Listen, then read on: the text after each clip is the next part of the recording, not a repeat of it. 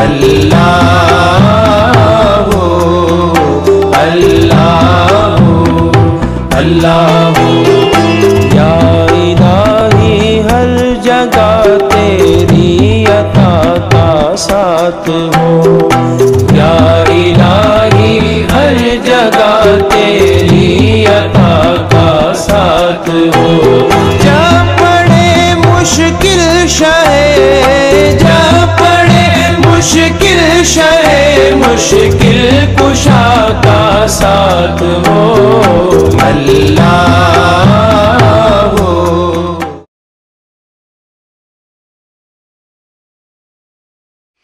نحمدہ ونصلی ونسلم علی سیدنا و مولانا محمد رسولہ النبی الامین المکین الحنین الکریم الرؤوف الرحیم، اما بعد، بسم اللہ الرحمن الرحیم۔ معزز سامعین و ناظرین، الحمدللہ تعالی ہم اللہ جل مجدہ کی توفیق سے تصوف اور تعلیمات صوفیہ کے سلسلہ وار موضوع پر گفتگو کر رہے ہیں،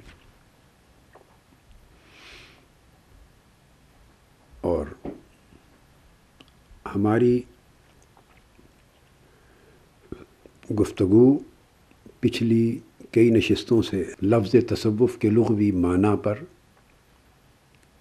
اور اسی طرح صوفیہ اور صوفی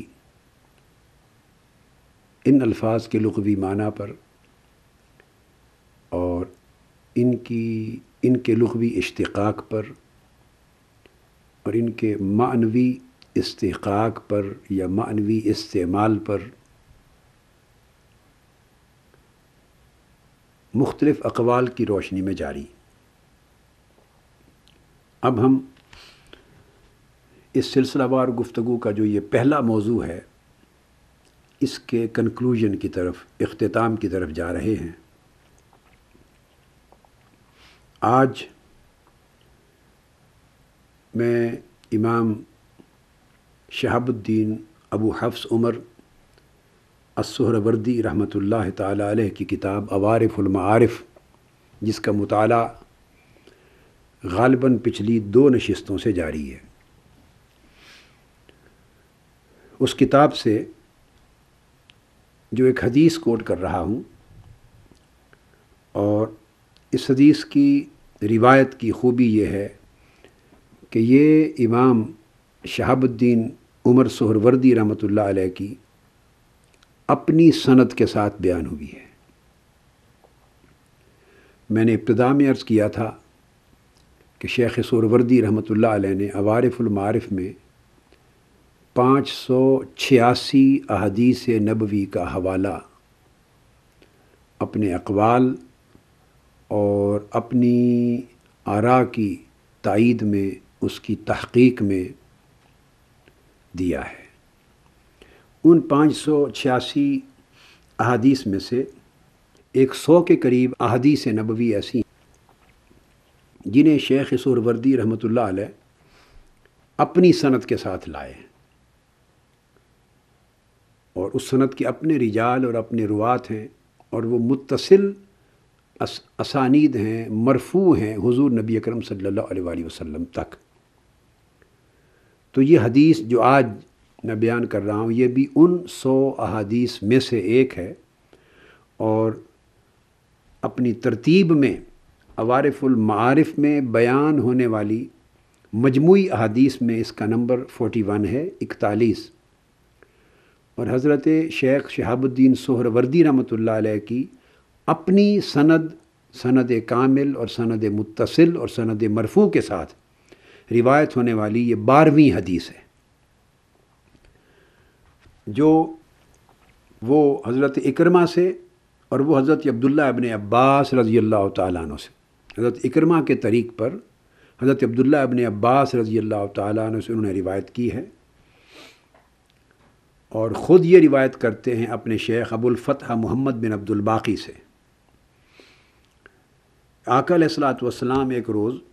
اصحاب صفہ کے پاس تشریف لائے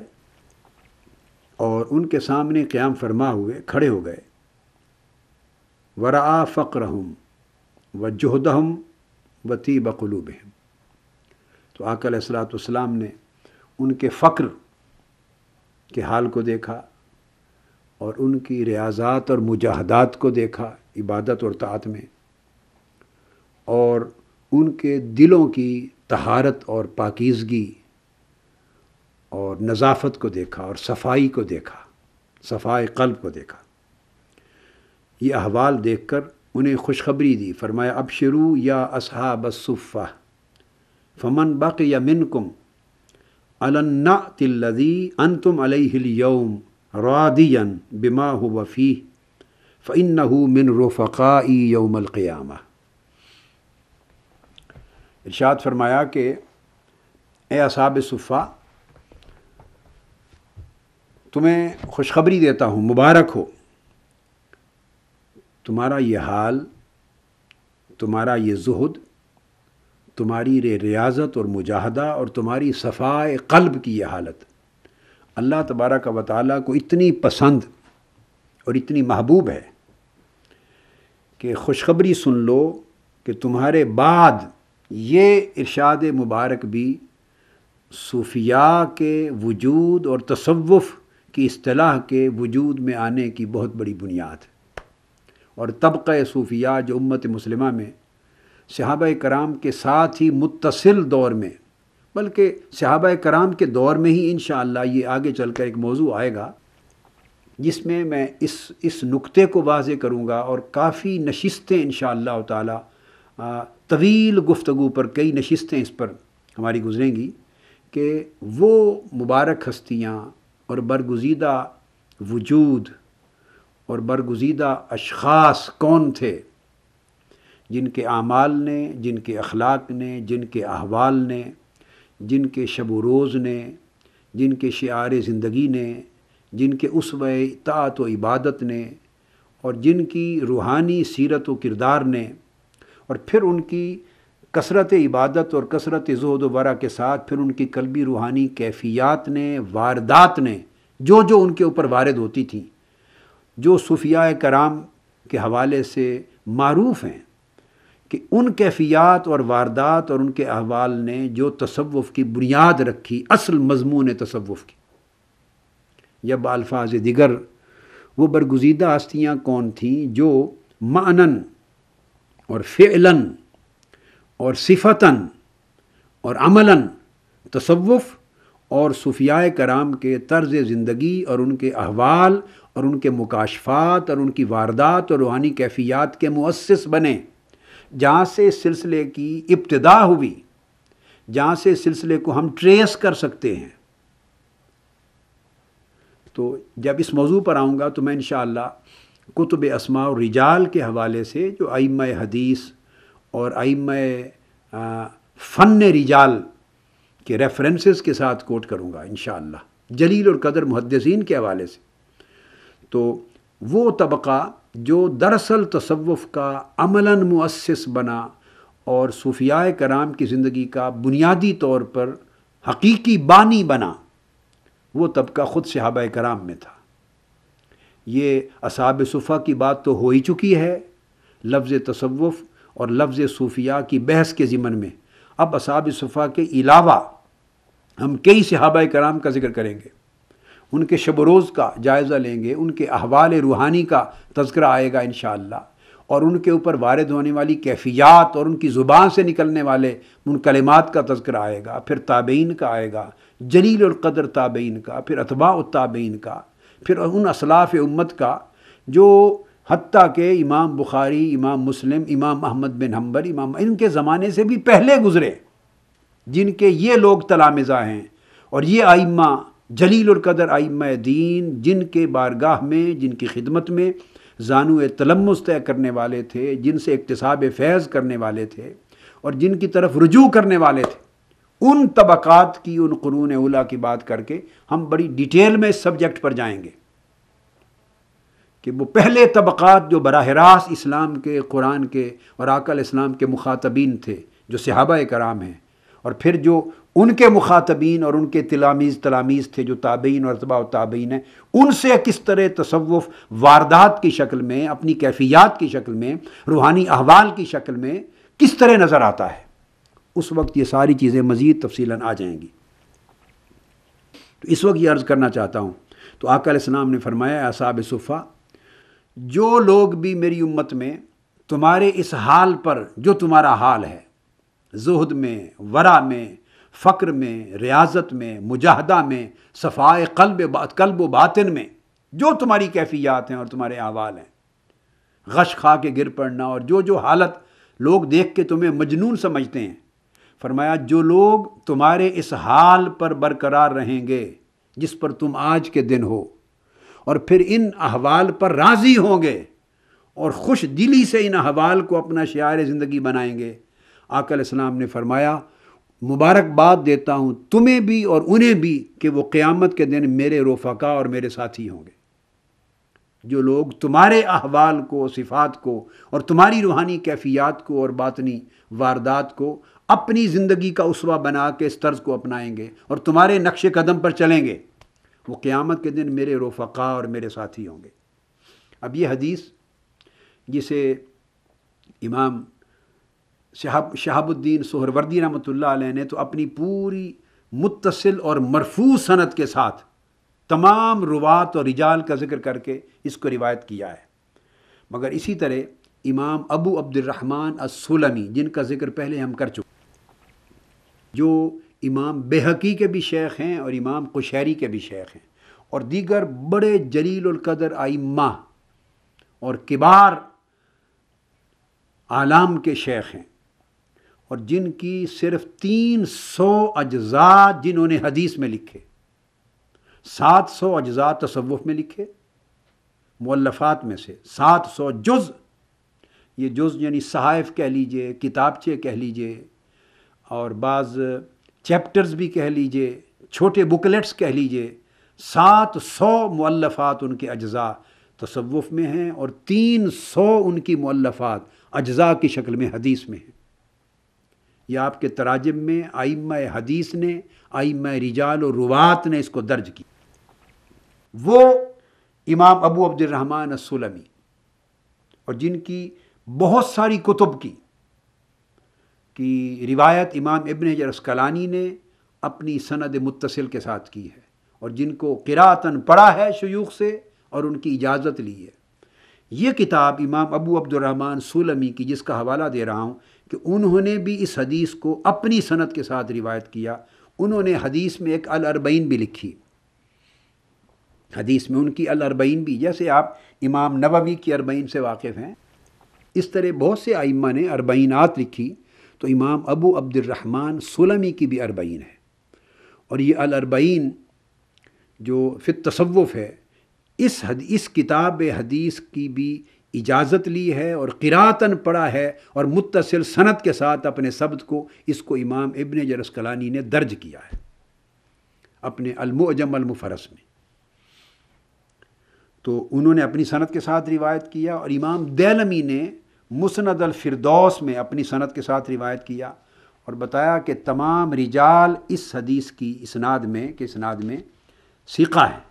تمام رجال ثقہ ہیں۔ اور اب اس کو علاوہ ان تمام ریفرنسز کے، اس کو مزید یہی مضمون جو ہے،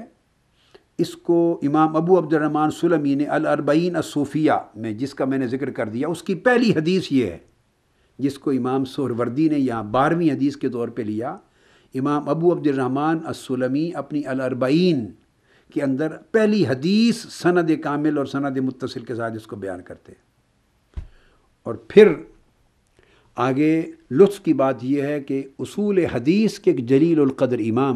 امام سخاوی رحمۃ اللہ علیہ، جن کی کتب اصول حدیث میں اور فن جرح و تعدیل میں اور اصول حدیث میں معروف ہیں، تو امام سخاوی نے امام سلمی کی الاربعین الصوفیہ کی پھر محدثانہ طریق سے تخریج کی ہے، ان کی تمام اسانید میں ایک ایک راوی کی اور جملہ رجال کی اور ان کی سند پر پوری تحقیق اور تخریج کی ہے۔ تو امام سخاوی کی کتاب ہے تخریج الاربعین الصوفیہ، اس کے صفحہ 25 پر امام سخاوی نے بھی پھر اس کی ثقاہت کا تذکرہ کیا ہے، توثیق کی ہے، پھر مختلف الفاظ کے ساتھ، مگر یہی مضمون حضرت ارباز بن ساریہ رضی اللہ تعالیٰ عنہ سے بھی مروی، اور اس کو امام احمد بن حنبل نے روایت کیا ہے اپنی مسند میں، جلد 4 صفحہ 128، امام احمد بن حنبل نے، اور اس کے بعد انہوں نے کہا کہ بسند لا باس، اس میں کوئی حرج نہیں ہے، یہ سند قوی اور مقبول ہے، اور اس کے تمام رجال ائمہ حدیث نے ان کو ثقہ کہا ہے، اور اس کے الفاظ مختلف ہیں۔ اسی طرح آپ نے فرمایا آقا علیہ الصلوۃ والسلام نے کہ اے اصحاب صفہ، تمہارا جو حال دیکھ رہا ہوں، اس حال میں جو تمہارے لیے اجر اللہ رب العزت کے ہاں مخفی ہے، اجر مخفی ہے، اگر وہ تمہیں معلوم ہو جائے تو تمہارے غم دور ہو۔ تمہارے لیے کیا کیا سمیٹ کے سنبھال کے باری تعالیٰ نے رکھا ہوا ہے، اور فارس و روم تک تمہارے احوال پر کس طرح دروازے کھل جائیں گے، یعنی فارس و روم تک مراد یہ تھا کہ تمہارے احوال کی قبولیت ملک سرزمین فارس اور بلاد روم تک، یعنی باقی دنیا تک تمہارے احوال کی قبولیت ہوگی، یعنی تمہارے شعار زندگی کو اس کی پیروی کرنے والے لوگ میری امت کے طبقات آئیں گے اور دروازے کھل جائیں گے تمہارے احوال کے لیے۔ پھر اس کے بعد اسی کو حضرت واصلہ بن اسقع رضی اللہ تعالیٰ عنہ نے بھی روایت کیا ہے کہ حضور علیہ الصلوۃ والسلام نے ان کے پاس کھڑے ہو کر خوشخبری سنائی اور مبارکباد دی، اور اس حدیث کو امام طبرانی نے سند صحیح کے ساتھ روایت کیا ہے المعجم الکبیر میں، جلد 22 اور صفحہ 70 اور حدیث کا نمبر 170۔ پھر امام ہیثمی نے مجمع الزوائد میں، مضمون مختلف ہیں تھوڑے تھوڑے، مگر نفس مضمون جو مین تھیسس اور تھیم ہے وہ ایک ہی، الفاظ مختلف ہیں، امام ہیثمی نے مجمع الزوائد کی جلد 10 صفحہ 61 پر بھی بیان کیا ہے، ان کے اسانید میں سے ایک سند کے ساتھ۔ تو گویا یہ ریفرنسز اور کتب میں بھی آ گئے۔ پھر آقا علیہ الصلوۃ والسلام کہ اس ارشاد کے بعد بڑی ریلیونٹ بات جو آگے اصحاب صفہ کے احوال کی نسبت اور لفظ صوفی اور لفظ تصوف کے اطلاق کے حوالے سے حضرت شیخ شہاب الدین سہروردی رحمۃ اللہ علیہ فرماتے ہیں کہ جس طرح یہ اصحاب صفہ کا ذکر قرآن مجید میں اور قرآن و حدیث میں آیا، اس طرح وہ فرماتے ہیں کہ قرآن مجید میں کئی اور طوائف الخیر والصلاح ہیں، کئی اور طبقات ہیں، اللہ تبارک و تعالیٰ نے اخیار کے اور صالحین کے طبقات ہیں جن کو اللہ تبارک و تعالیٰ نے قرآن مجید میں مختلف مقامات پر مختلف ٹائٹلز کے ساتھ پکارا ہے، یاد فرمایا ہے، کبھی ان کا ذکر ابرار کہہ کے کیا ہے۔ اب صاف ظاہر ہے یہ ابرار کا لفظ ساری امت مسلمہ کے تمام مسلمانوں کو اور جملہ مومنوں پر اس کا اطلاق نہیں ہے۔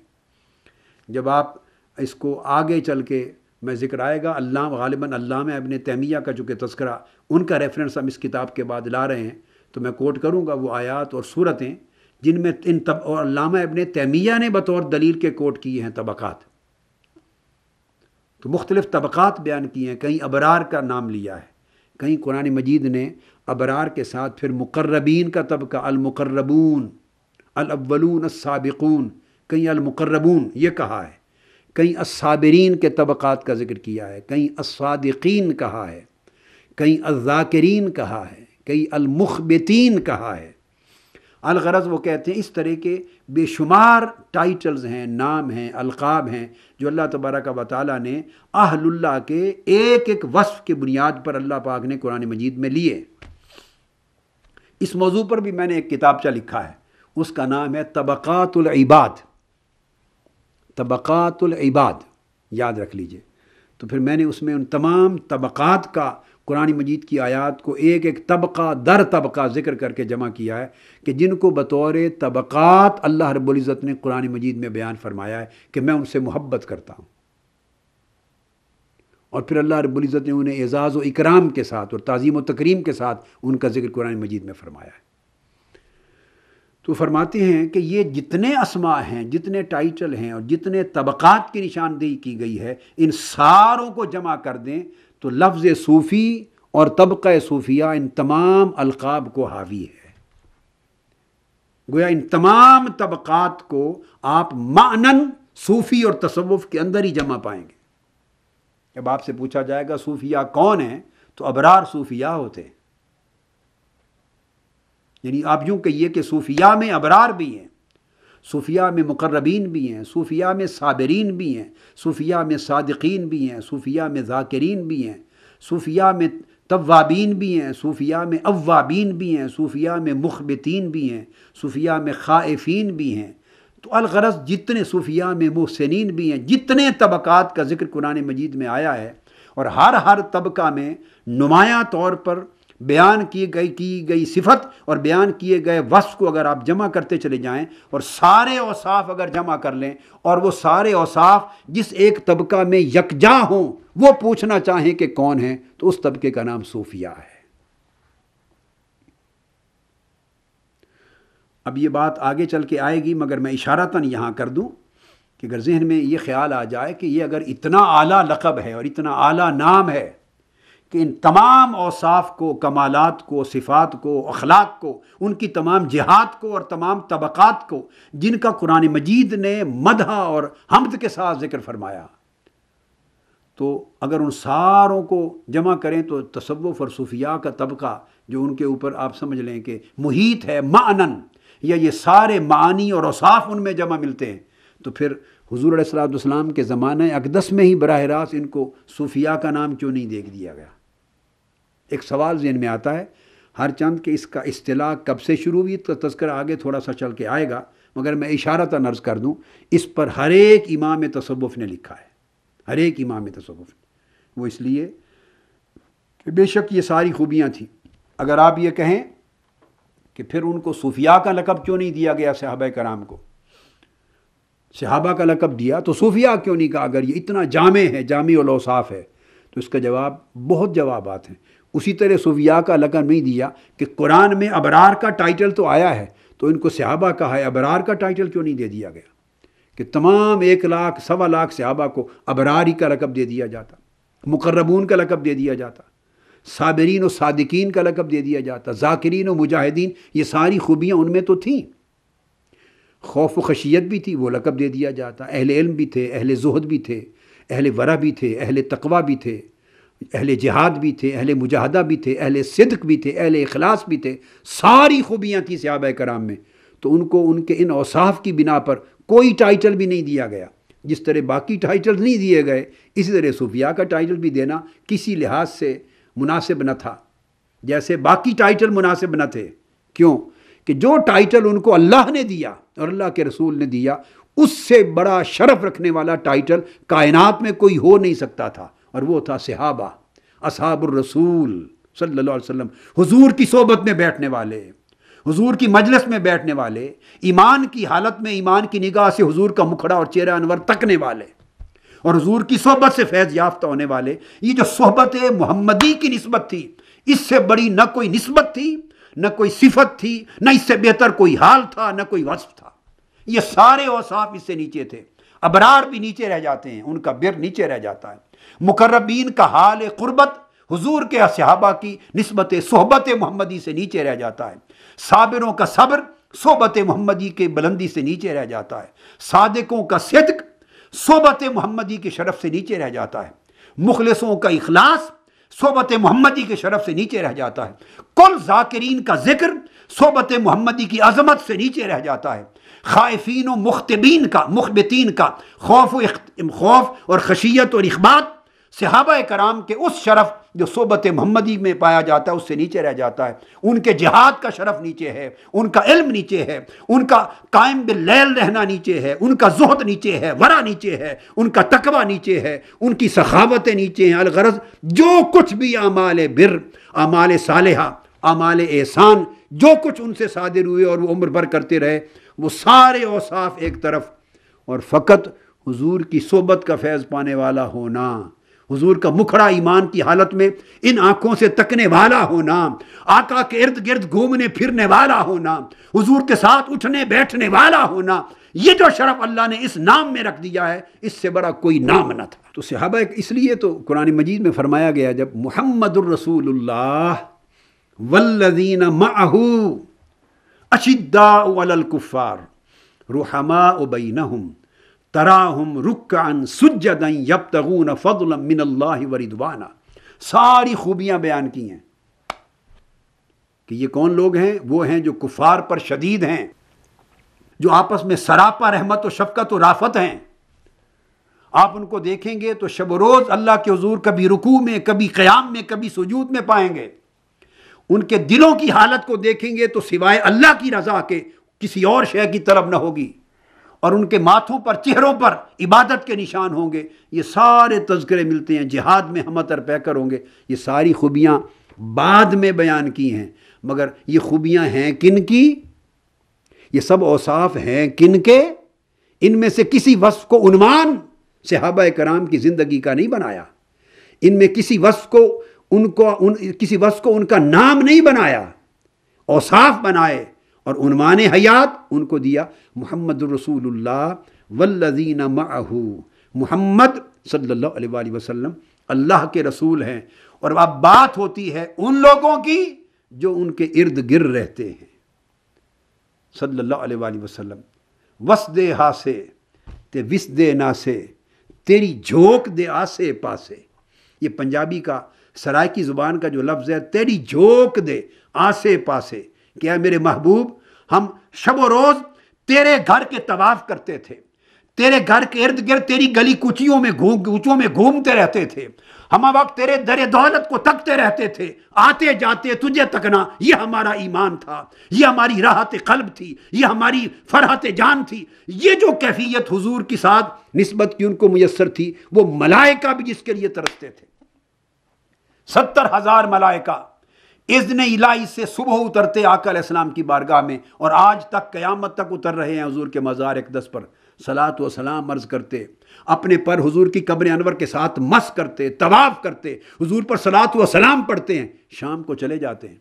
شام کو اگلی جماعت 70,000 ملائکہ کی آتی ہے، ایک رات ملتی ہے حضور کی مجلس، حضور کی صحبت میں، قبر انور، مزار انور کے ارد گرد گھومنے کی۔ صبح چلی جاتی ہے، تیسری جماعت اگلی صبح آتی ہے شام تک کے لیے 70,000 ملائکہ،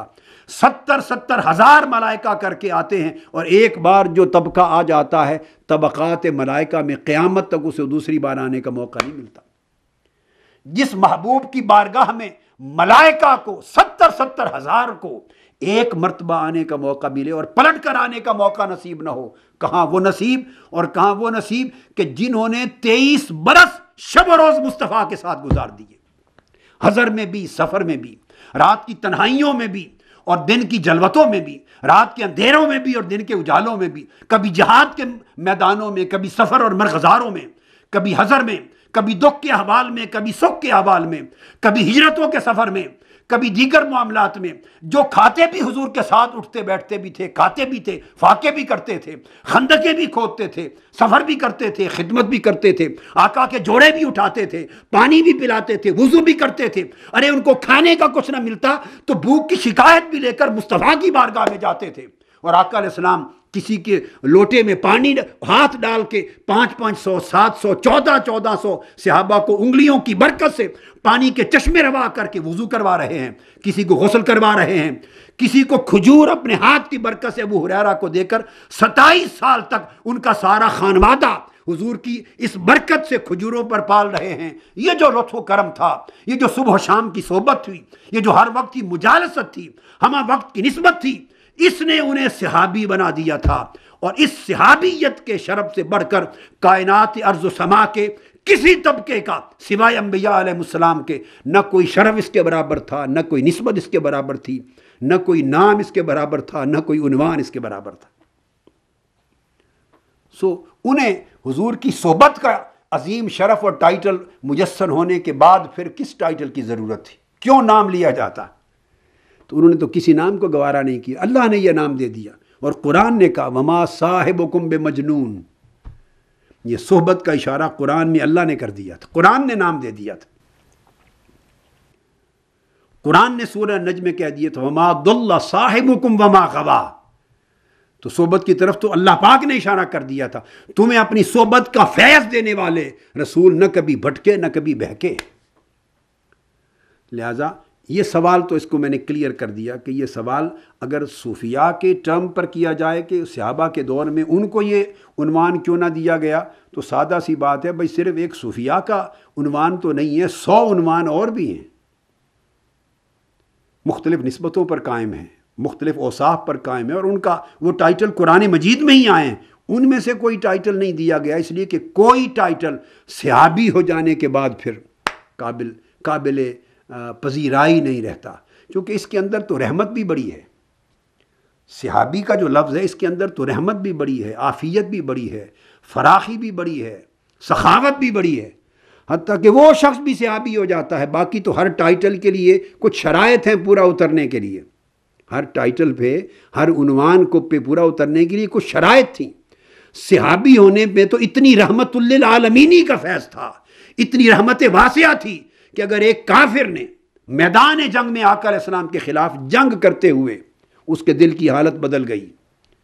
حضور کا مکھڑا دیکھ لیا، چہرہ انور پہ نگاہ پڑ گئی، اس کے دل کی کیفیت بدل گئی، ارادہ بدل گیا، نیت بدل گئی، آقا علیہ السلام کے سامنے آ گیا اور آ کے پوچھ لیا ہے محمد صلی اللہ تعالیٰ علیہ وآلہ وسلم، اگر میں آپ کا کلمہ پڑھ لوں، کفر چھوڑ دوں، آپ پر ایمان لے آؤں تو مجھے کیا ملے گا؟ ابھی حالت کفر میں اپنے حساب سے سودا کر رہا ہے، ایمان کا سودا کر رہا ہے، کیا ملے گا؟ آقا علیہ السلام نے فرمایا اگر سچے دل سے کلمہ پڑھ کے مجھ پر ایمان لے آؤ تو جنت ملے گی۔ اس نے کہا یہ بات پکی ہے؟ آقا نے فرمایا پکی ہے۔ اس نے وہیں پڑھا اشہد اللہ الہ الا اللہ واشہد ان محمد رسول اللہ، وہیں کلمہ پڑھ لیا، اور کلمہ پڑھ کے اترا، اسی میدان جنگ میں گھر نہیں جا سکا، وہیں شہید ہو گیا، وہیں ڈیتھ ہو گئی۔ اب آپ اندازہ کیجئے، وہ بھی صحابی ہو گیا، وہ بھی اور جب اس کی ڈیتھ ہو گئی آقا علیہ السلام نے فرمایا صحابہ کو جس نے جنتی کو دیکھنا ہو اس کا چہرہ تک لے۔ اب اس نے تو کلمہ پڑھنے کے بعد ابھی غسل ہی نہیں کیا، ابھی وہ جو بنیادی ملت ابراہیمی کی طہارت ہے وہ بھی نہیں سیکھی اور وہ بھی نہیں کی، اس نے نماز بھی نہیں سیکھی،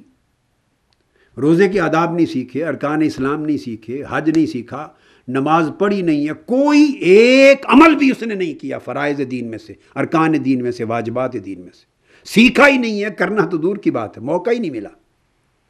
تو اتنی بات سے وہ جنتی ہو گیا۔ تو باقی کوئی ٹائٹل اتنی آسانی سے تو نہیں کسی کو جنت میں پہنچانے والا تھا، یہی ٹائٹل تھا حضور کی صحبت کا کہ جس نے ہر شے کو نیچے چھوڑ دیا تھا۔ لہٰذا صحابہ کرام کی نسبت یہ خیال اگر ذہن میں آئے تو کبھی نہیں سوچنا چاہیے کہ اس دور میں یہ ٹائٹل کیوں نہیں تھا، کہ میں نے 100 ٹائٹل گنوا دیے قرآن مجید میں ہیں مگر صحابہ کرام کو لیے اپنائے نہیں گئے۔ اس کے بعد تابعین ہیں، بالعموم تابعین کے دور میں بھی ان کو بھی صحبت کا شرف تھا، تو تابعی کا معنی یہ تھا جسے صحابی کی صحبت ملی، تو یہ دراصل ایک واسطے سے صحبت مصطفیٰ کا تصور تھا۔ تو یہ صحبت کی نسبت کو کیوں چھوڑتے؟ صحابی بلا واسطہ صحبت محمدی میں بیٹھنے والا ہے، تابعی ایک واسطے سے بواسطہ صحابی صحبت محمدی کا فیض پانے والا ہے، قریب ترین زمانہ ہے۔ دیکھیے نا، کوئی 11 ہجری میں پیدا ہوا وہ تابعی بن گیا، آقا علیہ السلام کا وصال ہوا 10 ہجری میں، 1 سال بعد پیدا ہوا تابعی ہو گیا۔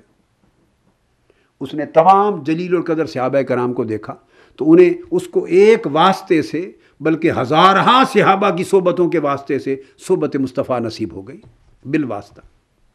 ایسے بھی لوگ ہیں جو آقا علیہ السلام کی حیات مبارکہ میں ہوئے، کئی سال زندہ رہے مگر آقا علیہ السلام کی بارگاہ میں آ کر ایمان لانے کا موقع نہیں ملا، اور ویسے کرنی جیسے ایسے بھی ہیں کہ حالت ایمان پر رہے، طویل زمانہ آقا علیہ السلام کی حیات ظاہری میں مومن رہے، مگر والدہ ماجدہ بیمار تھیں، علیل تھیں، اتنی شدید کہ انہوں نے ایک لمحے کے لیے بھی اپنی خدمت ترک کر کے مدینہ طیبہ جانے کی اجازت نہیں دی۔ تو والدہ کی خدمت نے انہیں قیدی بنائے رکھا، جکڑے رکھا۔ یہ بات آقا علیہ السلام نے فرمائی، صحیح مسلم میں حدیث صحیح ہے، فضائل اویس قرنی پر امام مسلم نے باب باندھا ہے، اور آقا علیہ السلام نے یہ بات خود بتائی ہے، حالانکہ ملاقات نہیں ہوئی۔ فرمایا قرن میں میرا ایک اویس ہے،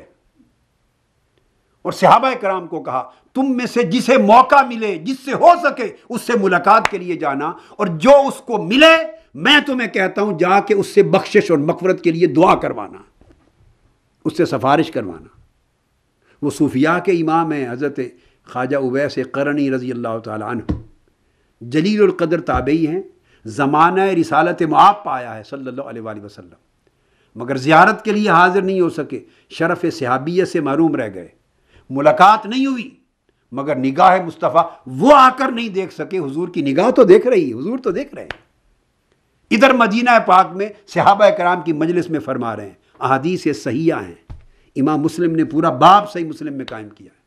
اور بے شمار دیگر کتب حدیث میں اس کے ابواب ہیں۔ پھر سیدنا فاروق اعظم اور سیدنا علی شیر خدا رضی اللہ تعالیٰ عنہ قرن میں ملک کے یمن میں ان سے ملاقات کے لیے گئے، بلکہ کئی سال تک سیدنا فاروق اعظم کا معمول رہا کہ جب حج پر وفود آتے تو وہ کھڑے ہو کر تمام حجاج کو خطاب کر کے پوچھتے کہ یمن کے وفود ادھر آ جائیں۔ جب یمن والے آتے تو پوچھتے ملک یمن کا جو قصبہ ہے قرن، وہ قرن والے اٹھ کے کھڑے ہو جائیں۔ کھڑے ہو گئے، ان سے پوچھا کہ تم میں کوئی اویس بھی ہے؟ تو کسی نے کہا آپ نے کیا لینا ہے، وہ تو ایک دیوانہ سا ہے، اویس ہمارے یہاں رہتا ہے، آیا ہوا ہے حج پر کہیں ہوگا، مگر دیوانہ ہے عمر امیر المومنین، آپ کو اس دیوانے سے کیا کام؟ فرمایا چھوڑو، تمہیں کیا خبر وہ دیوانہ ہے یا فرزانہ ہے، اس کی مجھے خبر مصطفیٰ نے دی ہے۔ لاؤ قرن کے اس اویس کو، لایا گیا، کھڑے ہوئے، یہ کون ہے؟ یہ اویس ہے۔ تو پھر جو آقا علیہ السلام نے نشانیاں بیان کی تھیں وہ تصدیق کی، اور تصدیق کر کے تو پھر فرمایا کہ اے بھائی اویس، میرے آقا نے فرمایا تھا، مجھے حکم دیا تھا کہ عمر جب اویس کرنی سے تمہاری ملاقات ہو تو بخشش کی دعا کروانا، شفاعت کروانا، کہ اس کی دعا سے میری امت کے بڑے بڑے قبیلے کے ہزاروں لاکھوں افراد کے برابر افراد بخشے جائیں گے۔ انہوں نے کہا آپ صحابی رسول ہیں، خلیفۃ المسلمین ہیں، آقا کی بارگاہ میں رہے آپ دعا کریں۔ انہوں نے کہا بجا ہے ساری بات، مگر حضور کا حکم اس طرح ہے۔ تو صحابی تابعی سے دعا کروا رہا ہے، کیونکہ آقا علیہ السلام نے شرف عطا کر دیا تھا، روحانی صحبت مل گئی تھی، ظاہری ملتی تو صحابی ہو جاتے، روحانی تربیت و فیض مل گیا تابعی رہے۔ تو پھر تابعی جنہیں اتنا قرب ملا آقا علیہ السلام سے، بواسطہ صحابہ حضور کی صحبت سے فیض یاب ہوئے، تو ان کے لیے اس سے بڑا ٹائٹل اور کیا تھا؟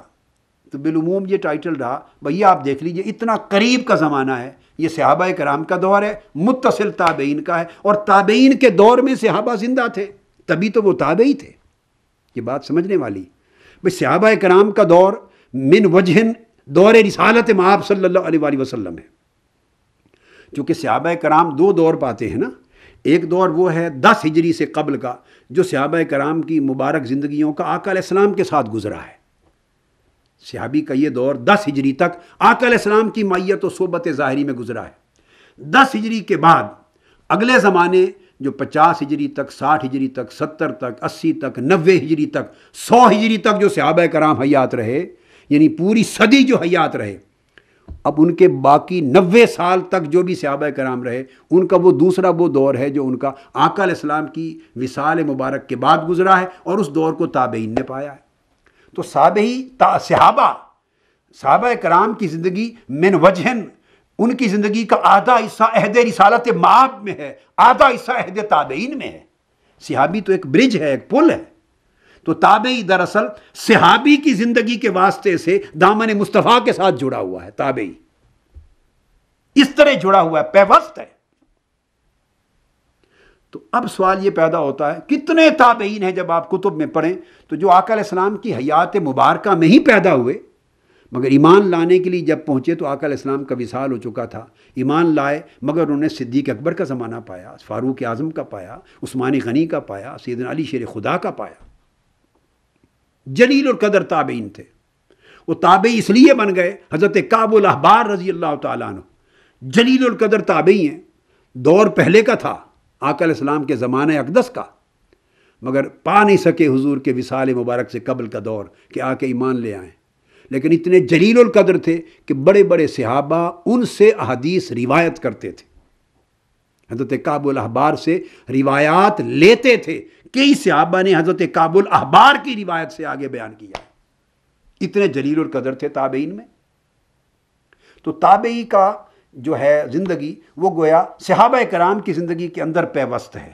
اور صحابی کی زندگی آدھی ادھر جڑی ہوئی ہے تابعی سے، آدھی عہد رسالت مآب میں مدینہ پاک میں جڑی ہوئی ہے، مکہ معظمہ میں جڑی ہوئی. تو صحابی کا یہ تعلق ہے. تو یہ دور تابعین ہے، وہ بالواسطہ وہ بھی صحبت محمدی ہے، صحبت صحابی ہونے کی وجہ سے. پھر ان کے ساتھ جو لوگ جڑ گئے ہیں، تابعی سے جو ملے ہیں، جنہوں نے کسی صحابی کو دیکھنے کا جن کو موقع نہیں ملا، مختلف شہروں میں مختلف ملکوں میں اس دور میں ہوئے، وہ تبع تابعین ہو گئے، اتباع التابعین. یہ 3 دور ہیں جنہیں آقا علیہ السلام نے خیر القرون قرار دیا. خیر القرون ہے. اب صحابہ کرام نے تو صاف ظاہر ہے وہ ٹائٹل ان کو اللہ اور اس کے رسول کا پسندیدہ ٹائٹل تھا جو دے دیا گیا. اب اس کے بعد جو ہی تابعین کا دور آیا تو تابعین کے دور میں ہی صوفیاء کا اور صوفی کا ٹائٹل معروف ہو گیا. اور جب تابعین کے دور میں صوفیاء کا ٹائٹل استعمال ہونے لگا، عین ممکن ہے اس وقت کئی صحابہ کرام بھی حیات ہوں. جب تابعین کے دور کی بات کرتے ہیں تو تابعین کا دور بھائی صحابہ کرام سے خالی نہیں ہے. اگر وہ صحابہ کرام سے خالی ہو جائے تو وہ دور تابعین کا نہیں رہتا، اتباع التابعین کا، تبع تابعین کا رہتا ہے، بن جاتا ہے. تو تابعین، جلیل القدر تابعین نے اپنی زبان سے صوفی کا لفظ استعمال کیا ہے کہ میں نے ایک صوفی کو دیکھا، میں نے اتنے صوفیاء کو دیکھا، میں نے فلاں صوفی کو ملا، جو تابعی ہیں، کبار بھی اور صغار بھی. تو آپ دیکھتے ہیں کہ آقا علیہ السلام کے عہد مبارک کے مان بعد دور صحابہ سے جڑا ہوا دور جو تابعین کا ہے، اس میں صوفیہ اور تصوف کا لفظ استعمال میں ہونا شروع ہو گیا. بس وہ ایک بیریئر تھا کہ آقا علیہ السلام کی صحبت میں بیٹھنے والے کوئی اور ٹائٹل گوارا نہ کر سکتے تھے. بس وہ دور گزرا تو تابعین کے دور میں ایک جماعت جیسے عہد رسالت مآب میں اہل الصفہ تھے، اصحاب الصفہ تھے، ان کے پیروکار تابعین کے دور میں صوفیاء کہلانے لگے. اصحاب صفہ تابعین کے دور میں صوفیاء ہو گیا یہ ٹائٹل. اب اس میں امام حسن بصری رضی اللہ تعالیٰ عنہ بیان کرتے، اور امام حسن بصری میں آگے جا کے ان کے احوال کا جب تذکرہ کروں گا تو میں ریفر کروں گا. امام حسن بصری رضی اللہ تعالیٰ عنہ ان کا قول ہے، حضرت شیخ شہاب الدین سہروردی رحمۃ اللہ علیہ نے بھی بیان کیا، علامہ ابن القیم نے بھی بیان کیا. علامہ ابن القیم نے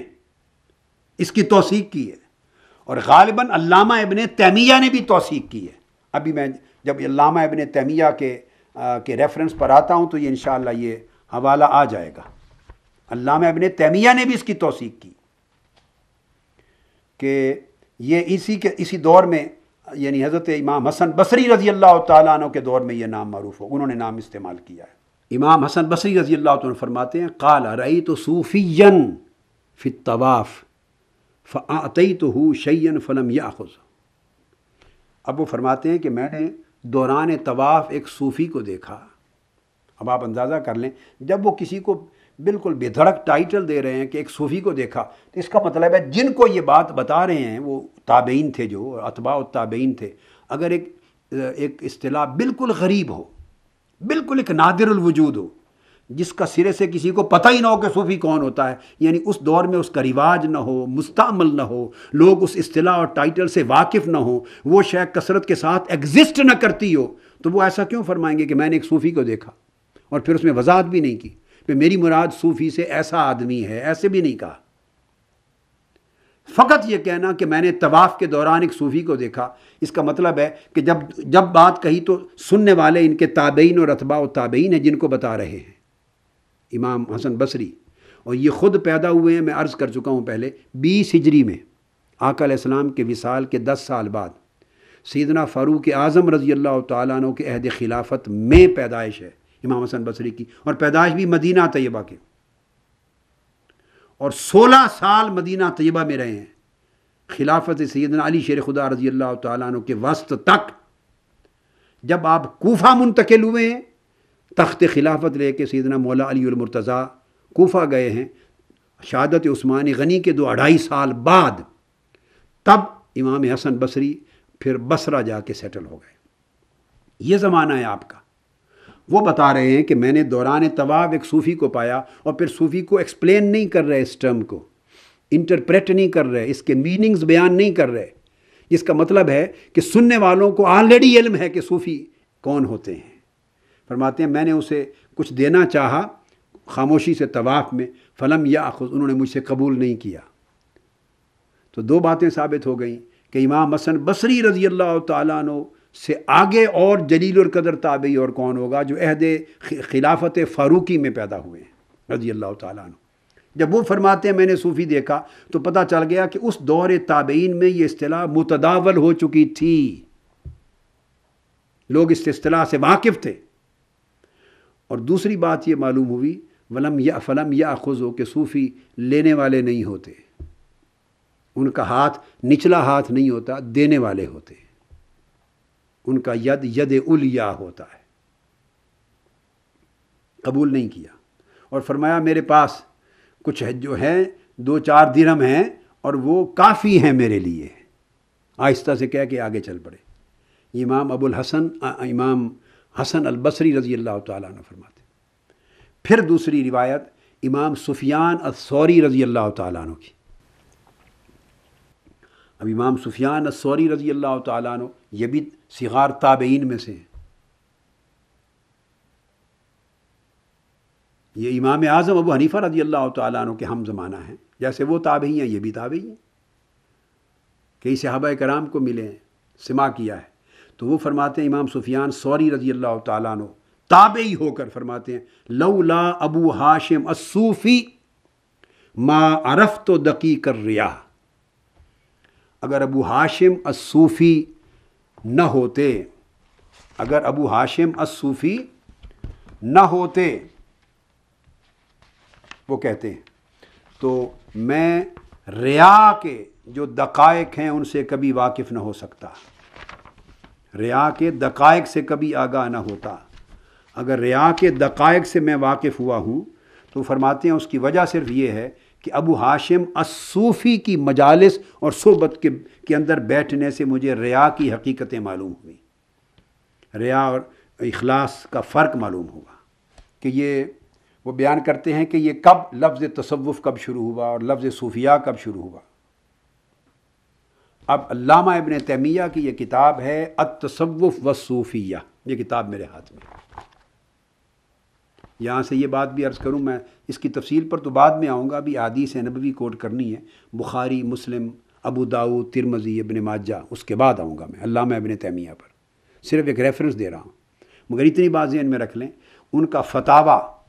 معروف فتاوی علامہ ابن تیمیہ کا جو مجموعۃ الفتاوی ابن تیمیہ، اس کی جلد 11، اس کے اندر یہ طویل کئی صفحات پہ مشتمل پوری کتاب بن گئی ہے، جو تصوف اور صوفیہ کی نسبت ان سے سوال کیا گیا، انہوں نے مدلل جواب دیا ہے تصوف اور صوفیہ کے اس بات میں، اپنا عقیدہ بیان کیا ہے دلائل کے ساتھ۔ اس میں وہ بیان کرتے ہیں کہ یہ جو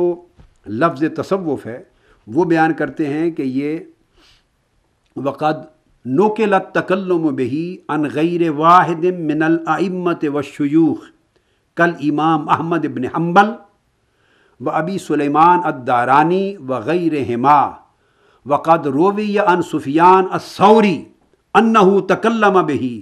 وبعضهم یذکر ذلک عن الحسن البصری رضی اللہ تعالی عنہ۔ یہ میں نے علامہ ابن تیمیہ کی عبارت پڑھ کے سنائی، اور اس پوری عبارت کا جو حوالہ ہے وہ میں آپ کو بیان کر رہا ہوں، وہ میں نے کر دیا مجموعہ فتاوی ابن تیمیہ، جلد 11، صفحہ 5، اور پھر 5 سے لے کے صفحہ 24 تک پوری بحث ہے۔ وہ بیان کرتے ہیں کہ جہاں تک اصطلاح تصور لفظ صوفیہ کی اور تصوف کی اور صوفیہ کی اصطلاح کا تعلق ہے، وہ کہتے ہیں کہ بڑے بڑے اکابر ائمہ اور شیوخ، ایک نہیں کئیوں سے ان کی زبان میں، ان کے کلام میں اس لفظ کا استعمال ثابت ہے، جیسا کہ وہ کہتے امام احمد بن حنبل۔ اب علامہ ابن تیمیہ میں نے ان کا ذکر کیا، امام شافعی کا نہیں کر سکے، ان کے شاگرد علامہ ابن القیم نے امام شافعی کو بھی کوٹ کیا، میں حوالہ دوں گا، امام شافعی کے کلام میں بھی صوفیہ کا لفظ ملتا ہے۔ اور ابو سلیمان الدارانی، ابو سلیمان الدارانی جلیل القدر کبار صوفیاء میں سے تھے، عبد الرحمن بن احمد بن عطیہ ابو سلیمان الدارانی فرماتے ہیں انہوں نے بھی اس کا استعمال کیا۔ پھر وہ کہتے ہیں علامہ ابن تیمیہ کہ امام سفیان ثوری رضی اللہ تعالیٰ عنہ انہوں نے بھی صوفیاء کا لفظ استعمال کیا۔ 97 ہجری میں ان کی ولادت ہوئی ہے، امام سفیان ثوری 161 میں وصال ہوا ہے۔ اور پھر وہ بیان کرتے ہیں کہ بعضوں نے امام حسن بصری رضی اللہ تعالیٰ عنہ سے بھی ثابت کیا ہے کہ ان کے کلام میں بھی یہ لفظ استعمال ہوا، اور میں نے وہ ان کا کلام آپ کو کوٹ کر کے بیان کر دیا۔ امام حسن بصری کی ولادت 20 یا 21 ہجری میں ہے، 110 میں ان کا وصال ہوا ہے، مدینہ طیبہ میں پیدا ہوئے۔ یہ علامہ ابن تیمیہ یعنی انہوں نے اس کو رد نہیں کیا، ورنہ آخر پہ تنقید کر دیتے نا، کہتے کہ یہ جو بات مروی ہے احمد بن حنبل کی طرف، امام ابو سلیمان الدارانی کی طرف، امام حسن بصری کی طرف، امام سفیان ثوری کی طرف، کہہ دیتے یہ غلط ہے، ثابت نہیں ہے۔ نہیں، انہوں نے ثبوت میں بیان کیا ہے کہ کوئی حرج نہیں، اس اصطلاح صوفیہ کو غلط نہ کہیں، یہ بدعت نہیں ہے، بلکہ اکابر شیوخ اور ائمہ اور تابعین کے دور سے اس اصطلاح کا استعمال ہونا ان کے کلام سے ثابت ہے۔ آج کی گفتگو یہیں پہ ختم کرتا ہوں، اگلی نشست میں انشاءاللہ تعالی اس پر ہم صحیح بخاری، مسلم، ابو داؤد، ترمذی اس اصطلاح کا اور لفظ تصوف اور صوفیہ کا صوف کے حوالے سے اور تصوف کا اس پر اپنی گفتگو ختم کرنے کے لیے ان احادیث کا ریفرنس انشاءاللہ دیں گے۔ وما علینا الا البلاغ۔